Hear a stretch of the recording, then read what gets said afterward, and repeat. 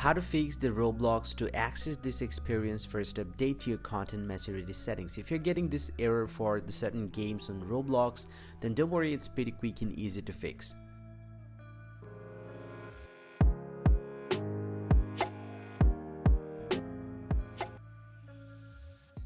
Well, so this error is actually happen when you are under 13, so you actually have to upgrade your maturity settings.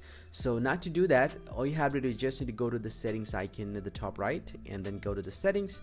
Now once you're here inside your Roblox settings, the very first thing that you need to do, you just need to go to the privacy right over here, privacy and content maturity. You just need to get into these settings, click on content maturity, and he'll get it selected with the minimal. So you just need to select the mid or moderate from here, and once it gets saved, if I get back from here and get back to the game again, now if I'm trying to play the game right from here, I'm gonna search for the game.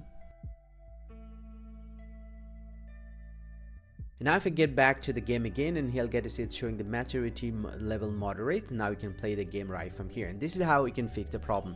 Hope you find this very helpful, guys. If you do, please drop a like and subscribe to the channel. See you guys around, and thank you very much for watching.